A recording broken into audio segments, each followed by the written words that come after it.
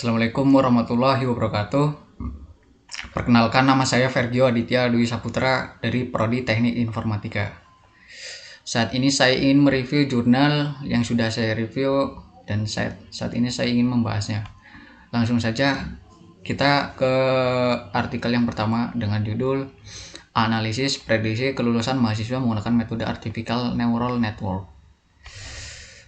Lanjutnya, abstrak. Penelitian ini bertujuan untuk memprediksi kelulusan mahasiswa dengan menggunakan algoritma Artificial Neural Network atau ANN untuk membantu perguruan tinggi dalam mengambil keputusan terkait kelulusan tepat waktu. Metode yang diterapkan mencakup pengumpulan IPK, pengumpulan dan pembersihan data dengan nilai indeks presentasi kumulatif atau IPK sebagai variabel kunci. Mode ANN dilatih dan diuji menggunakan metrik akurasi, presisi, rekal, dan F1 score. Hasilnya menunjukkan akurasi prediksi kelulusan mencapai 72,32%, yang menandakan bahwa model ANN dapat diandalkan untuk mendukung keputusan pendidikan dan memberikan wawasan untuk perbaikan kebijakan di perguruan tinggi.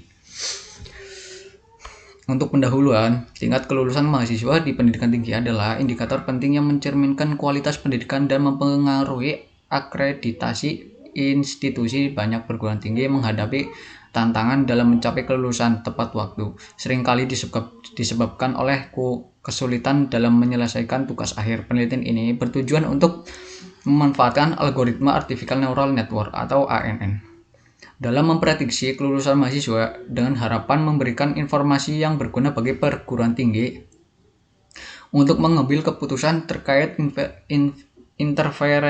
intervensi yang diperlukan. Fokus utama penelitian adalah penerapan ANN untuk prediksi akurat dan evaluasi kinerja model, serta identifikasi variabel penting seperti indeks presentasi kumulatif atau IPK yang mempengaruhi kelulusan. Penelitian ini bertujuan untuk meningkatkan akurasi prediksi dan memberikan wawasan untuk perbaikan kebijakan pendidikan di perguruan tinggi.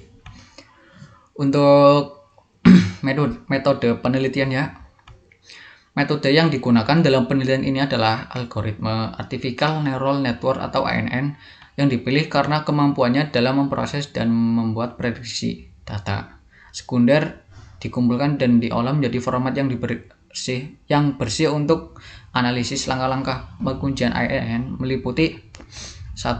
Pengumpulan data, terus yang kedua pembersihan data, ketiga konversi IPK, yang keempat pelatihan model, yang kelima pengujian model. Dan metode ini dianggap sesuai karena ANN efektif dalam menangani data kompleks dan memberikan prediksi akurat yang penting untuk akreditasi perguruan tinggi. Terus yang hasil pembahasan. Hasil penelitian menunjukkan bahwa algoritma Artificial Neural Network atau ANN berhasil memprediksi kelulusan mahasiswa dengan akurasi sekitar 72,32%. Temuan ini sejalan dengan tujuan penelitian untuk memberikan informasi bagi perguruan tinggi dalam pengambilan keputusan terkait kelulusan tepat waktu. Ya, langsung saja untuk kesimpulannya. Penelitian ini menunjukkan bahwa algoritma Artificial Neural Network atau ANN dapat memprediksi kelulusan mahasiswa dengan akurasi 72,32%. Model ANN terbukti efektif dalam mendukung pengambilan keputusan pendidikan dan membantu institusi mengidentifikasi mahasiswa yang membutuhkan intervensi untuk meningkatkan peluang kelulusan tepat waktu. Rekomendasi untuk penelitian lanjut disarankan untuk mengeksplorasi variabel tambahan yang mempengaruhi kelulusan serta menguji algoritma lain atau kombinasi metode machine learning untuk meningkatkan akurasi. Penelitian selanjutnya juga sebaiknya menggunakan dataset yang lebih besar dan beragam untuk memperkuat validitas model. Untuk keaslian artikel ini memberikan kontribusi penting dalam pendidikan tinggi dengan menerapkan algoritma Artificial Neural Network atau ANN. Ya, selanjutnya untuk referensi Ya, kita lanjut untuk kritik mode ya.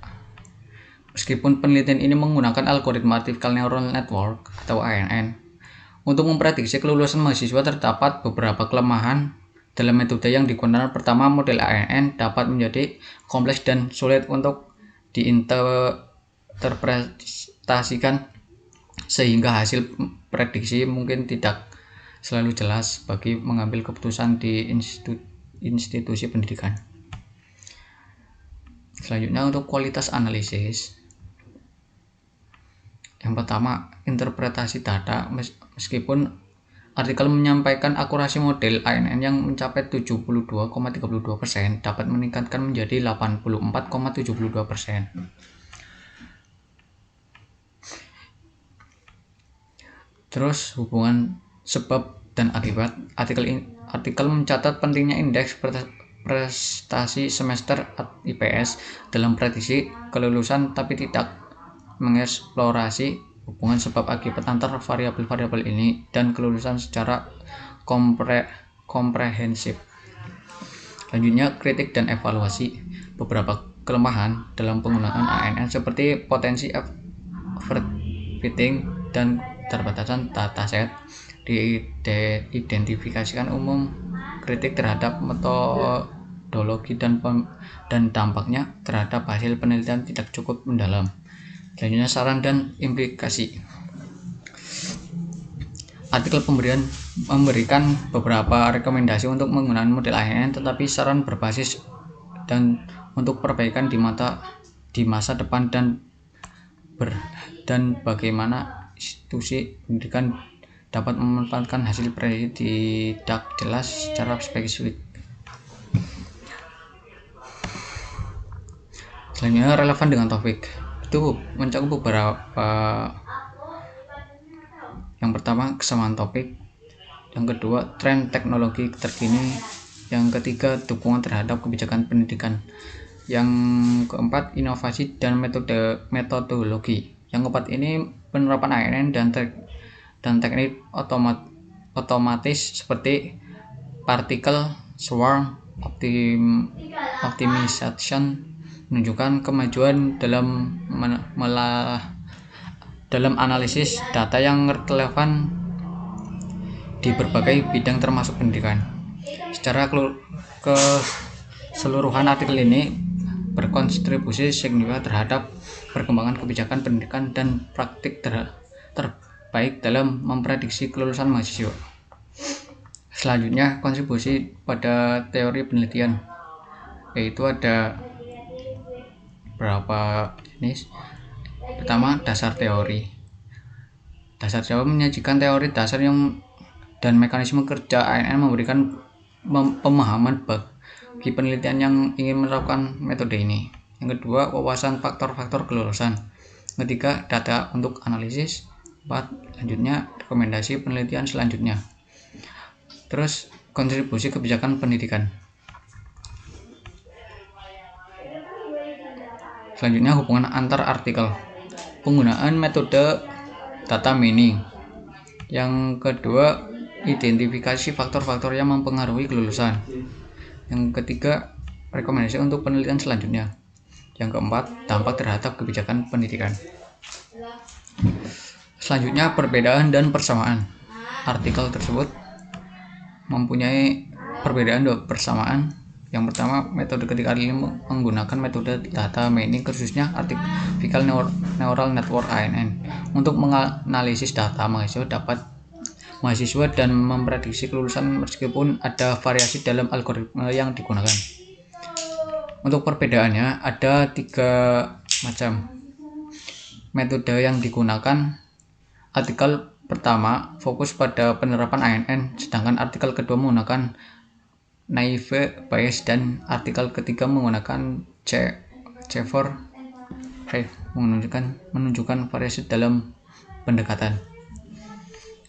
Selanjutnya, yang kedua, hasil akurasi. Ketiga, konteks aplikasi. Untuk konteks aplikasi, setiap artikel menerapkan metode dalam konteks yang berbeda, seperti program studi atau institusi yang berbeda yang dapat mempengaruhi hasil dan relevansi temuan. Selanjutnya, kita masuk ke ide gagasan untuk pendekatan baru yang diusulkan dalam artikel. Ada 3 macam konsep inovatif penggunaan algoritma artificial neural network atau ANN untuk memprediksi kelulusan mahasiswa, mencerminkan pemanfaatan kecerdasan buatan yang modern dan relevan, meningkatkan efisiensi dan akurasi prediksi. Yang kedua, metode data mining yang beragam. Yang ketiga, identifikasi variabel penting. Untuk kelemahan artikel tersebut memiliki beberapa kelemahan dalam pengajian, metode yang tidak terbatas, hasil yang tidak konsisten. Selanjutnya, hal yang perlu diperbaiki, peningkatan visualisasi data dan pendalaman metode. Selanjutnya, analisis yang lebih komprehensif. Untuk analisis yang lebih komprehensif, lakukan analisis mendalam terhadap faktor-faktor yang mempengaruhi hasil, termasuk variabel kualitatif yang berkontribusi pada kelulusan. Selanjutnya, hal yang perlu diperkembangkan untuk artikel tersebut. Yang pertama, isi penelitian. Kedua, metode. Ketiga, aplikasi yang digunakan. Untuk aplikasi yang digunakan, seperti pengembangan aplikasi dan integrasi data real time. Selanjutnya, usul pengembangan. Menambahkan variasi atribut. Lalu, melakukan analisis kualitatif. Analisis kualitatif ada 2 cara.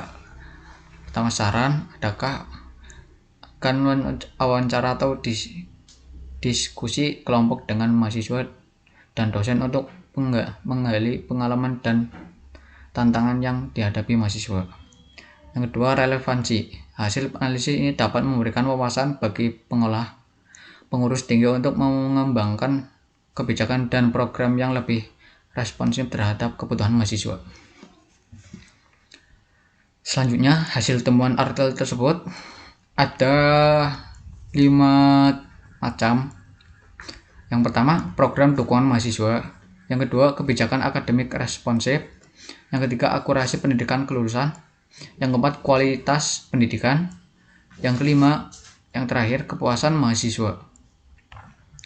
Untuk dampak pada teknik, ada 3 macam: penerapan data mining, pengembangan algoritma, dan yang terakhir, optimalisasi sumber daya. Secara keseluruhan artikel ini berkontribusi pada pengembangan teknik pendidikan dengan mengintegrasikan analisis dan kebijakan berbasis data untuk meningkatkan basis akademik mahasiswa. Untuk menggali konteks baru, integrasi artikel neural network dan kalkulus dalam prediksi kelulusan mahasiswa dan pemodel sistem dinamis, teknik informatika dan robotika.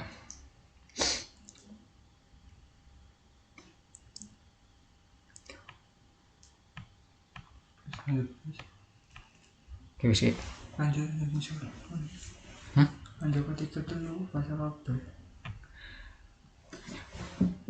Ya, kita masuk ke artikel yang kedua dengan judul penerapan kalkulus pada pemodelan sistem dinamis di robotika.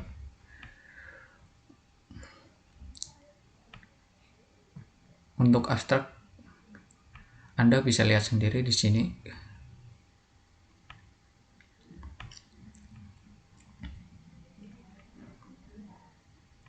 Kita langsung masuk hasil dan pembahasan. Hasil penelitian menunjukkan bahwa penerapan kalkulus diferensial dan analisis kecepatan dan percepatan pada gerak benda sangat relevan. Dengan tinjauan penelitian berikut adalah ringkasan poin-poin terpenting. Yang pertama, analisis kecepatan dan percepat. Yang kedua, modeling dinamika. Yang ketiga, prediksi perilaku gerak. Yang keempat, validasi melalui simulasi. Untuk kesimpulan, Kesimpulan dari penelitian ini adalah bahwa kalkulus diferensial efektif dalam analisis kecepatan dan percepatan pada gerak benda, memberikan pemahaman mendalam tentang dinamika gerak dan interaksi gaya. Rekomendasi untuk penelitian lanjut, yang pertama, eksplorasi faktor eksternal. Yang kedua, pengembangan model kompleks. Yang ketiga, aplikasi teknologi modern. Yang keempat, simulasi dan validasi. Untuk keaslian artikel ini memberikan kontribusi signifikan di bidang kalkulus diferensial dan aplikasi dalam analisis gerak benda dengan beberapa poin keaslian, yaitu mencakup beberapa keaslian pendekatan yang pertama, pendekatan interdisipliner. Yang kedua, modeling dinamika inovatif. Yang ketiga, aplikasi teknologi modern. Yang keempat, validasi melalui simulasi. Kita langsung ke kritik model. Artikel ini mengidentifikasi beberapa kelemahan dalam metode dan pendekatan yang digunakan, yaitu yang pertama, keterbatasan eksperimen, lalu model matematis sederhana. Yang ketiga, keterbatasan simulasi. Yang keempat, kurangnya data empiris. Yang kelima, faktor aplikasi terbatas. Kita langsung ke kualitas analisis artikel tersebut. Artikel ini menawarkan analisis mendalam, tetapi ada beberapa area yang perlu diperbaiki, seperti interpretasi data, kurang menjelaskan arti pentingnya dan mengimplementasi data, serta faktor penyebab peningkatan jumlah data. Kita langsung ke relevan dengan topik. Keterkaitan dengan pembahasan penelitian. Artikel ini berkaitan erat dengan tema turunan yang membahas penerapan kalkulus diferensial dengan analisis gerak, sejalan dengan penelitian lain mengeksplorasi penggunaan kalkulus dalam fisika dan teknik. Lalu kesamaan topik dengan artikel lain. Yang ketiga, relevansi dengan tren atau teknologi terkini.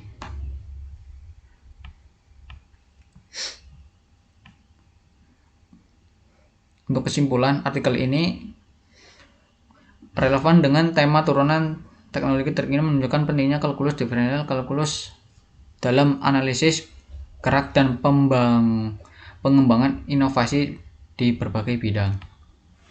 Selanjutnya, kontribusi pada teori penelitian. Ada beberapa, yang pertama, kesamaan topik. Yang kedua, keterkaitan dengan penelitian. Yang ketiga, relevansi dengan tren atau teknologi terkini. Selanjutnya, hubungan tematik antar artikel. Itu ada beberapa juga. Anda bisa lihat sendiri. Ya, kita lanjut ke perbedaan dan persamaan. Untuk persamaan, yang pertama, metode. Ketika artikel menggunakan kalkulus diferensial untuk menganalisis kecepatan dan percepatan gerak benda. Yang kedua, hasil semua artikel menunjukkan bahwa kalkulus diferensial meningkatkan pemahaman tentang dinamika sistem fisika. Yang ketiga, pembahasan ketika artikel menentukan pentingnya kalkulus dalam desain dan analisis sistem dinamis serta aplikasinya dalam teknologi modern. Untuk perbedaan, yang pertama, metode. Artikel pertama lebih teoris, artikel kedua lebih aplikatif dalam teknik, dan artikel ketiga fokus pada pemodelan dalam konteks robotika. Ya, untuk nomor 2 dan 3 Anda bisa baca sendiri dan pahami. Selanjutnya kita ke ide gagasan atau pendekatan baru yang diusulkan dalam artikel. Yang pertama, konsep. Artikel menjelaskan hubungan mendalam antara posisi kecepatan dan percepatan yang merupakan dasar penting dalam fisika dan teknik. Untuk nomor 2, 3, dan 4 Anda bisa pahami sendiri. Untuk kesimpulannya, keunggulan ini mencakup pemahaman yang lebih baik tentang dinamika gerak, metode analisis yang kuat, kemampuan modelkan sistem dinamis, dan temuan baru dalam teknologi, terutama di bidang robotika kalkulus diferensial, terbukti penting dalam inovasi dan pengembangan. Mohon maaf. Untuk kelemahan artikel tersebut, ada 3 kelemahan. Untuk yang pertama, kelemahannya penyajian data. Yang kedua, metode yang digunakan. Yang ketiga, hasil yang diperoleh. Selanjutnya, untuk hak yang perlu diperbaiki dan ditingkatkan untuk artikel tersebut. Yang pertama, penyajian data. Yang kedua, metode penelitian. Yang ketiga, analisis yang mendalam. Yang keempat, generalisability. Yang kelima, dukungan teoritis. Yang keenam, diskusi dan implikasi. Yang ketujuh, kolaborasi interdisipliner. Ya, Anda bisa pahami sendiri, di sini sudah saya sebutkan apa yang perlu diperbaiki dan ditingkatkan.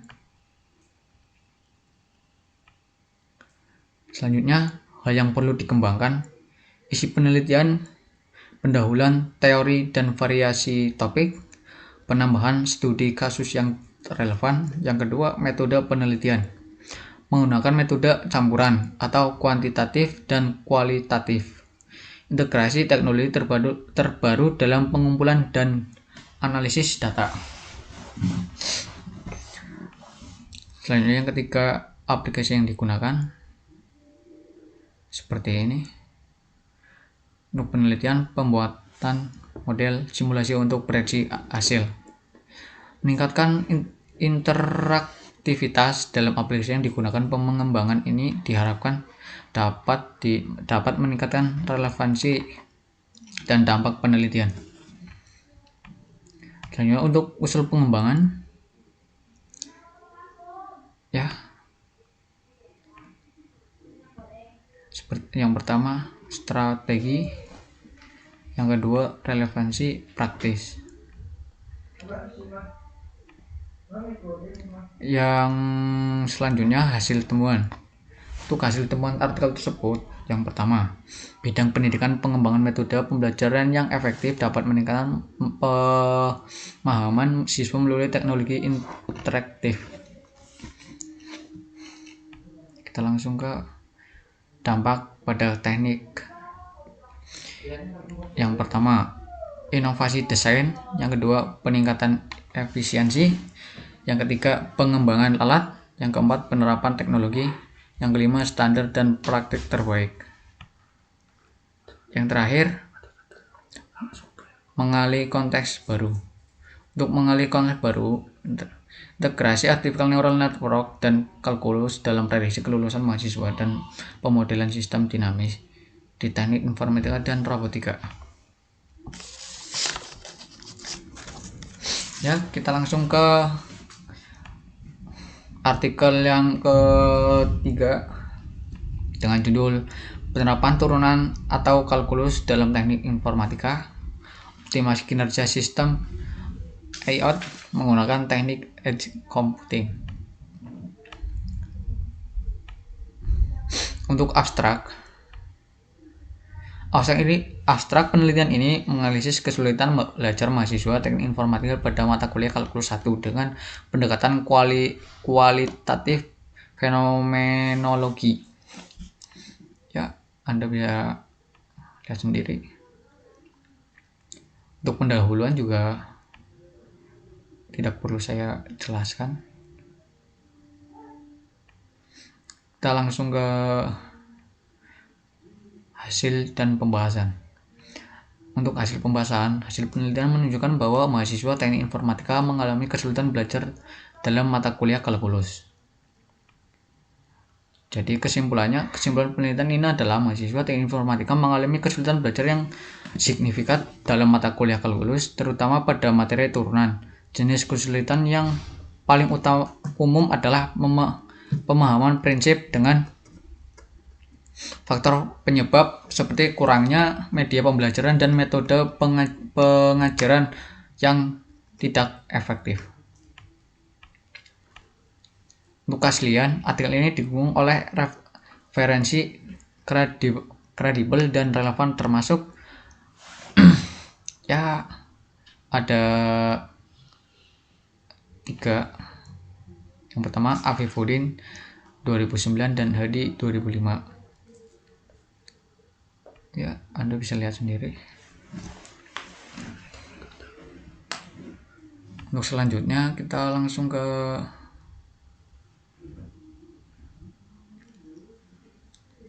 relevan dengan topik ya. Untuk relevan dengan topik, yang pertama, pendekatan kualitatif yang terbatas. Yang kedua, subjektivitas data. Yang ketiga, kurangnya triangulasi data. Yang keempat, fokus terlalu sempit. Untuk kelemahan ini menunjukkan perlunya perbaikan dalam metodologi untuk menghasilkan temuan yang lebih akurat dan dapat diandalkan.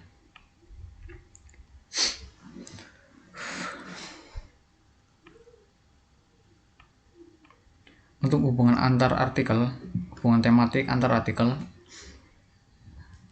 Yang pertama, keterkaitan tema. Yang kedua, perspektif berbeda. Yang ketiga, pendekatan interdisiplinar.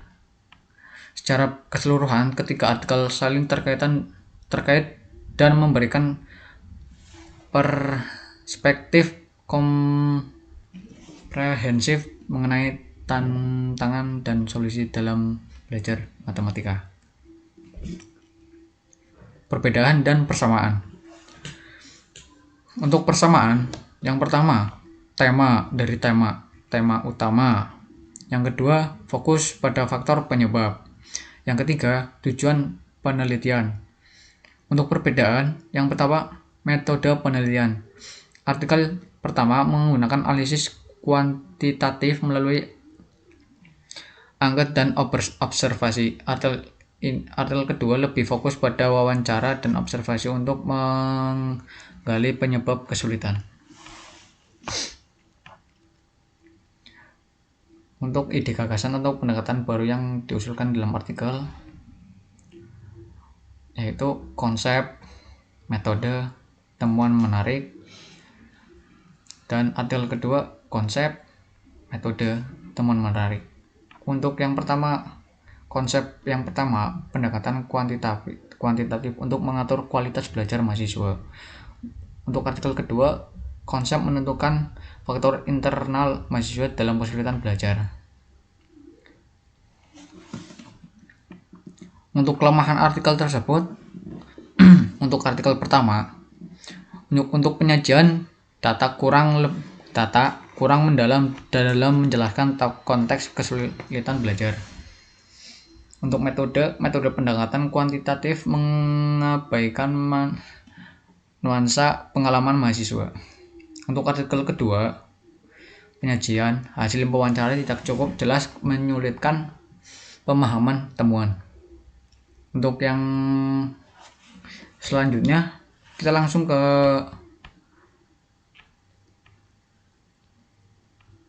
untuk hasil temuan artikel tersebut. Itu menemukan peningkatan pemahaman matematika. Yang kedua, program bimbingan akademik. Yang ketiga, inovasi metode pengajaran. Yang keempat, pembangunan soft skills. Yang kelima, kebijakan pendidikan responsif. Dan untuk yang selanjutnya, dampak pada teknik. Artikel tersebut memberikan dampak pada teknik pendidikan dengan cara berikut, yaitu dengan cara peningkatan kesadaran. Yang kedua, pengembangan metode pengajaran. Yang ketiga, peningkatan fasilitas pembelajaran. Yang keempat, pendekatan individual.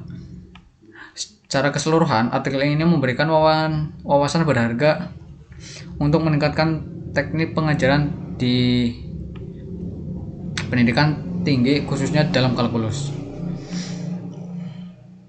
Untuk mengenali konteks, integrasi artificial neural network dan kalkulus dalam prediksi kalkulus mahasiswa dan pemodel sistem dinamis di teknik informatika dan robotika. Ya, sekian dari saya untuk mereview jurnal yang sudah saya review. Sekian. Wassalamualaikum warahmatullahi wabarakatuh.